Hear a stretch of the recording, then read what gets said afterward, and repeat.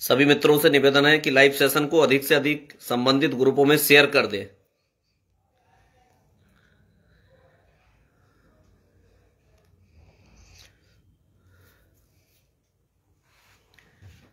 सभी भाई लोग अधिक से अधिक ग्रुप में शेयर कर दीजिए।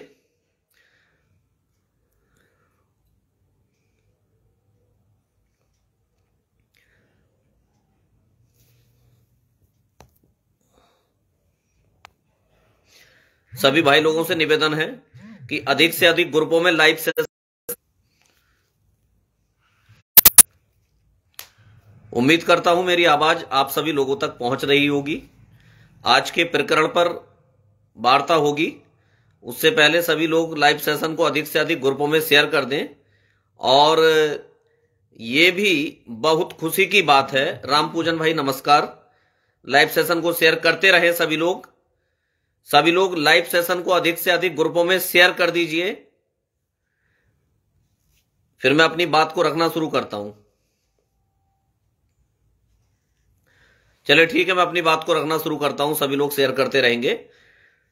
देखिए, सबसे पहले मैं आपको बताना चाहूंगा, जैसा कि पहले से ही हम लोग मान के चल रहे थे कि 6 दिसंबर को लगभग हमारा ऑर्डर रिजर्व हो जाना चाहिए। जिस तरीके की रणनीति के तहत आयोग टीम लगातार चल रही थी, मुकेश जी नमस्कार, जिस तरीके की रणनीति के तहत आयोग टीम लगातार चल रही थी और आप सभी लोगों के द्वारा आयोग टीम को 3 महीने के लिए पीछे कर दिया गया था, तो स्थिति कोर्ट की कुछ अलग ही हो गई थी। कभी डेट नहीं लगना, कभी केस का अनलिस्टेड हो जाना, वगैरह वगैरह, ये सारी चीजें सब लोगों के सामने रही।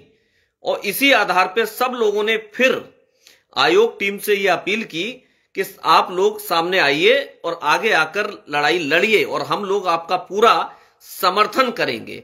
तो ऐसे सभी लोगों को सबसे पहले मैं बहुत बहुत धन्यवाद देना चाहूंगा, जिन लोगों ने पूर्ण तरीके से हमारा समर्थन व सहयोग किया। ये जो संघर्ष पर एक लगभग विराम लगा है, ये सब हम लोगों की कोई देन नहीं है, ये सब उन लोगों की देन है जिन लोगों ने हमें समर्थन और सहयोग देते हुए आगे लाने का कार्य किया। और वहीं पर हमने अपना मन बना लिया था कि किसी भी कीमत पर जल्द से जल्द ये जो पुराना संघर्ष लगभग 2.5 वर्ष से चल रहा है, यहां पर तमाम लोग लगे हुए थे, कई वकील लोग भी लगे हुए थे, लेकिन कभी डेट का नहीं लगना, कभी जो है केस का अनलिस्टेड हो जाना, 1 महीने 2 महीने की डेट का लगना, आज उन सभी चीजों का अंत हो गया है। और यही हम बिल्कुल चाहते थे कि इस चीज का अंत होते हुए जल्द से जल्द हमारे सभी भाइयों की नियुक्ति का रास्ता निकले। तो आज की चलिए बात करते हैं। आज जैसा कि आप सब लोग जानते हैं कि कल प्रबल संभावना थी, 99% संभावना कल ऑर्डर रिजर्व होने की थी, लेकिन जनरल के वकीलों ने यह कह करके जबरदस्ती टाइम लिया कि हमें जो है थोड़ा सा समय दे दीजिए, बस किसी भी तरीके से हम जो है मतलब एक तरीके से भीख मांग रहे हैं, हमें अपना समय दे दीजिए, यह कह करके आज का समय ले लिया था, जिसके संबंध में आप सभी लोगों को बता ही दिया गया था कि आज किसी भी कीमत पर अब जज साहब किसी को भी समय नहीं देंगे, ऑर्डर आज रिजर्व होना ही होना है। आप दोबारा इस चीज को समझ लीजिए कि आज बोलने के लिए जो समय मांगा गया था वो जनरल के एडवोकेट द्वारा मांगा गया था। बाकी चाहे किसी के भी एडवोकेट हो, उन सभी का अपना कंटेंशन नोट हो गया था, अगेन एंड अगेन नोट हो गया था। हमारे माननीय संदीप दीक्षित जी पहले भी अपनी बात रख चुके थे और कल भी उन्होंने रिपीट अपनी बात को रखते हुए जनरल की सभी बातों की धज्जियां उड़ाते हुए उस चीज को कवर करने का कार्य किया था। तो आज एक्चुअल में संदीप दीक्षित जी से बात हुई, उन्होंने कहा ठीक है मैं रहूंगा, कोई दिक्कत वाली बात नहीं है, लेकिन उनका एक इंपॉर्टेंट मैटर अदर कोर्ट में लग गया था, तो उनसे भाई प्रदीप बघेल जी की बात हुई थी। उन्होंने ये कहा कि कोई समस्या वाली बात नहीं है, मेरा कंटेंशन पूरा हो गया है। और जो अमेंडमेंट की बात चल रही थी, उस अमेंडमेंट के बारे में मैं आप लोगों को बताना चाहूंगा कि अमेंडमेंट वो एक्स्ट्रा लगा दिया गया है। तो उनका यह कहना था कि इस अमेंडमेंट की कोई आवश्यकता ही नहीं थी, क्योंकि एक बात आप लोग बताइए, जब विपक्ष के अधिवक्ता हैं तो वो तो अपनी ही बात करेंगे ना। लोगों को यह लगता है कि आज जो सारे के सारे विपक्ष के अधिवक्ता बोले, जनरल के अधिवक्ता बोले, भैया तो समय भी तो उन लोगों ने ही लिया था, तो वही बोलेंगे। और जो अधिवक्ता जो बात बोलता है दूसरे को तो वही लगता है, भाई वो तो अपने ही पक्ष की बात बोलेगा ना, लेकिन उसके वकील की हम क्यों बात एक्सेप्ट करें कि हाँ हाँ वो सही कह रहा था, वो बिल्कुल ठीक कह रहा था। इस चीज से कोई भी किसी भी चीज से मतलब नहीं है। युधिष्ठिर सिंह जी बहुत बहुत धन्यवाद। YS यादव बाबा जुड़े हुए हैं। तो आप इस बात को सारे लोग बहुत अच्छे से समझ लीजिए। कंटेंशन सारे एडवोकेट्स का जो है कंप्लीट हो गया था। मैं बात करूं हमारी तरफ से, अगर मान लीजिए संदीप दीक्षित जी उपस्थित नहीं थे तो अन्य अधिवक्ता भी उपस्थित नहीं थे। बाद में राकेश चौधरी जी आए, 4:15 बजे के आसपास आए, लेकिन उन्होंने भी कोई अपनी बात नहीं रखी, क्योंकि रखने का कोई मतलब ही नहीं था। अब एक बात बताइए, ऐसे तो अगर बात लगातार रखते रहेंगे तो फिर बात खत्म कब होगी? बात तो खत्म ही नहीं होगी, फिर तो डेट अगेन एंड अगेन मिलती रहेगी, तो फिर ऑर्डर कब रिजर्व होगा? तो वही बात माननीय जज साहब ने कहा। उन्होंने कहा कि देखिए ऐसा है, आपको जो भी अब रखना है, क्योंकि आज भी स्थिति वही थी, जनरल के एडवोकेट आज भी टाइम मांग रहे थे कि सर हमें और समय दे दीजिए, हमें और समय दे दीजिए। एक्चुअल में जैसे कि आप सब लोग बेहतर तरीके से इस बात को बहुत अच्छे तरीके से समझ रहे हैं कि वो मामले को सिर्फ और सिर्फ पेंडिंग बनाए रखना चाहते हैं जनरल के लोग। तो वही चीज आज भी हो रही थी, लेकिन जज साहब ने कहा कि नो नेवर, अब बहुत हो गया, अब मैं बिल्कुल भी किसी को समय नहीं दूंगा। आपको जो भी बात कहनी है आप जो है रिटन में, 7 दिन का मैं सभी को समय देता हूं, 7 दिन के अंदर अंदर अपना रिटन सबमिशन कर दीजिए। क्योंकि जज साहब बहुत अच्छे तरीके से इस बात को समझ चुके थे कि अगर इस तरीके से बहस चलती रही तो फिर तो कंटिन्यू चलती ही रहेगी, फिर मतलब ही क्या रह गया भाई। एक भी मैं मानता हूं और आप सब लोगों को पता भी है, कोई भी सर्विस का मैटर सिंगल बेंच में इतने समय तक आज तक नहीं चला है। राम पूजन जी, जो लोग माहौल बना रहे हैं वो माहौल बनाते रहें, हमें सिर्फ अपना काम करना है। मैं अपने उन सभी साथियों को बहुत बहुत धन्यवाद करता हूं जो मेरे साथी हम लोगों को आगे लेकर के आए और इस मामले को आज रिजर्व भी करा लिया। ये बहुत बड़ी बात है, वरना ये एक ऐसी हनुमान जी की पूंछ होती चली जा रही थी जो खत्म ही नहीं हो रही थी। लगातार नई याचिकाएं जा रही थी, लगातार ऐसी चीजें जा रही थी कि मामला जो है कि ये याचिका कनेक्ट हो गई, फला याचिका कनेक्ट हो गई, अब इस पे सुनवाई होगी, अब इस पे काउंटर लगेगा, अब इस पे रोजेंटर लगेगा, यही सारी चीजें चल रही थी। दूसरी बात, जो लोग बहुत ज्यादा परेशान हो रहे हैं कि ये जो है 22nd अमेंडमेंट क्या, 22nd अमेंडमेंट, देखो इसे लगाने की जरूरत, उनका ये कहना था कि इसे लगाने की जरूरत ही नहीं है।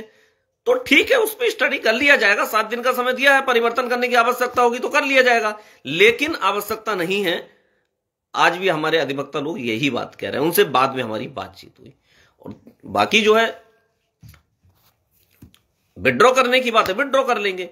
अच्छा, कुछ लोग ये समझ रहे हैं कि 22nd अमेंडमेंट वो रॉन्ग लगाया है। रॉन्ग मीन्स उसमें कोई जो है लिखने में गलती है, वो लिखा नहीं जाता है, वो रूल लगाए जाते हैं। गलत का मतलब उनका कहना यह था कि इसे लगाने की आवश्यकता नहीं थी, इसे गलत लगाया, लगाने की आवश्यकता नहीं थी। ये चीज भी आप सब लोग समझ लीजिए। और देखिए, हम अपने आप को, और ना ही हमारी टीम के अंदर कोई भी व्यक्ति अपने आप को बड़ा मानता है।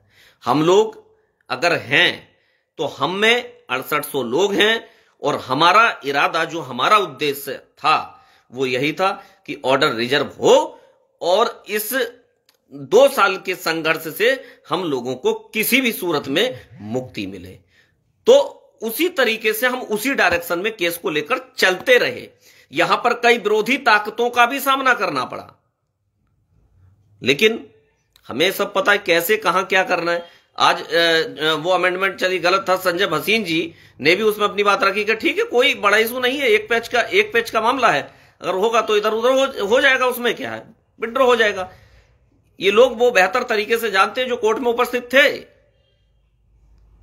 अब देखिए, इशू मनाने की बात तो यह है कि नहीं आए साहब, नहीं आए साहब, तो बहुत सारे अधिवक्ता आज नहीं आए थे और पहले भी कई बार नहीं आए थे। जब कंप्लीट हो गया तो अब उस चीज का क्या मतलब रह गया है।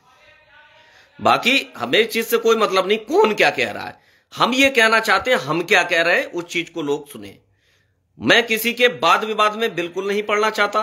कौन क्या कह रहा है, कौन माहौल बना रहा है, कौन अपने लिए माहौल बना रहा है, कौन क्या कह रहा है, कौन क्या नहीं कह रहा है। सबसे बड़ी खुशी की बात आप सब लोगों के लिए यह है, मैं आप सभी लोगों को बधाई देना चाहूंगा कि आज आपका ऑर्डर रिजर्व हो गया, जिसका आपको पिछले 2.5 वर्ष से इंतजार था। अब देखने वाली बात यह होगी कि डिलीवर कब होगा, ऑर्डर डिलीवर क्या होगा और फैसला क्या होगा। ये बिल्कुल आप समझ लीजिए कि फैसला हमारे पक्ष में ही आएगा, चूंकि गवर्नमेंट हमारे पक्ष में इसलिए है, गवर्नमेंट वहां पर मान चुकी है कि हां हमसे मिस्टेक हुई है। और वाई मिस्टेक, रिजर्वेशन जो मिस्टेक हमसे हुई है, पहले वर्टिकल लगाया, फिर पहले हॉरिजॉन्टल लगाया, फिर वर्टिकल लगा दिया। होना ये चाहिए था पहले वर्टिकल फिर हॉरिजॉन्टल होना चाहिए था। ये हमसे गलती हुई है और इसके बाद हमने उस गलती को रेक्टिफाई करते हुए, उसे सुधारते हुए ये चयन सूची दी है। रिजर्वेशन में हमसे मिस्टेक हो गई थी, तो फिर इससे बड़ी कोई बात हम लोगों के लिए नहीं हो सकती। यहां ये बात आप सब लोग समझ लीजिए। जो लोग कोर्ट के अंदर रहते हैं वो बेहतर तरीके से समझ सकते हैं कि गवर्नमेंट हमारे विरोध में किसी भी तरीके से नहीं थी। गवर्नमेंट इन द सेंस में अगर बात करूं संजय भसीन जी की, तो इतना समझ लीजिए आप, संजय भसीन जी की मैं बात कर रहा हूं। कोर्ट में जो उनके हम आर्गूमेंट्स सुन रहे हैं, जो उनकी बहस सुन रहे हैं, जो सरकार के अधिवक्ता है, सरकार ने अपनी ओर से अधिवक्ता हायर करके दिए हैं, मैं उनकी बात कर रहा हूं। तो यहां आप सभी भाइयों को बहुत अत्यधिक परेशान होने की बिल्कुल भी यह आवश्यकता नहीं है कि हाय रे ये हो गया, हाय रे ये हो गया, भैया ये हो गया, भैया ये हो गया। नहीं, कोई उस चीज का मतलब नहीं है, ठीक है ना। उस चीज से आपको कोई मतलब नहीं है, सिर्फ ऑर्डर रिजर्व हो गया, ये बहुत बड़ी बात है। और जल्द ही हम लोग अपने सरकारी स्कूलों में शिक्षक के रूप में नियुक्त भी हो जाएंगे। अभी लोगों के प्रश्न ये भी आएंगे कि लगभग कब तक ऑर्डर डिलीवर होने की संभावना है, तो ये देखिए एज्यूम नहीं किया जा सकता। और बाकी एज्यूम होने की बात करें तो लगभग मेरे हिसाब से सिर्फ ये एज्यूम है। हम किसी चीज की कोई गारंटी नहीं देते हैं। हम लोग वो नहीं है कि एग्जैक्ट डेट आपको बता दें कि इस तारीख में फला ये चीज हो जाएगी, हम गारंटी ले रहे हैं ना, हम गारंटी लेने वाले नहीं है।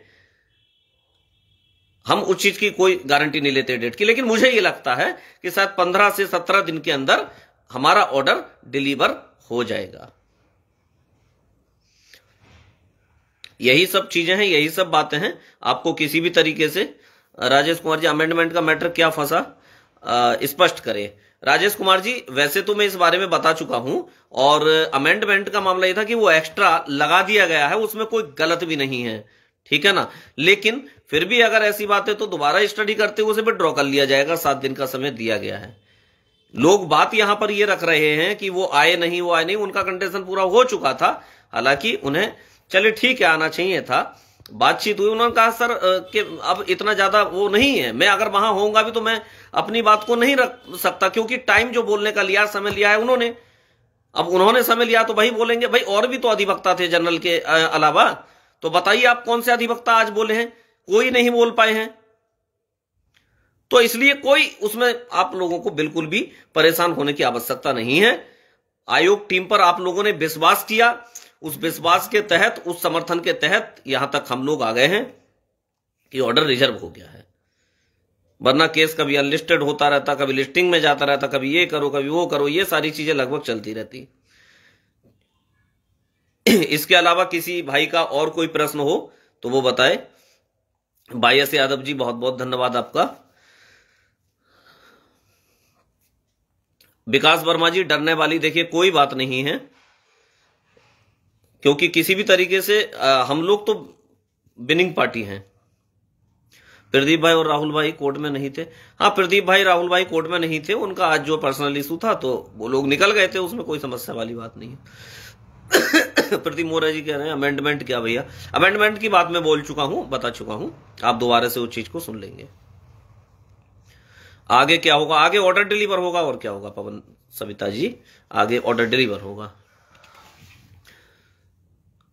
मैटर डबल बेंच तो नहीं जाएगा। देखिए, हम इस चीज की उम्मीद नहीं करते हैं कि मैटर डबल बेंच जाएगा, और ना ही जाना चाहिए। अगर जाए तो हम लोगों को नियुक्ति देकर जाए, वो अलग चीज है। इस अमेंडमेंट में क्या विपरीत था हमारे लिए? घनश्याम सोलंकी जी, अगर अमेंडमेंट में हमारे लिए विपरीत होता तो हमारे अधिवक्ता उसे रखते ही क्यों? कोई मतलब नहीं उस बात का, कोई विपरीत नहीं था उसमें। आप समझ सकते हैं, अमेंडमेंट को निकाल के पढ़ भी सकते हैं। आपको बात रखना चाहिए प्रसाद भाई। चलिए ठीक है, बहुत बहुत धन्यवाद आप सभी लोगों का, और आपने विश्वास रखा उसके लिए बहुत बहुत धन्यवाद। Thank you. जय हिंद, जय ओबीसी समाज।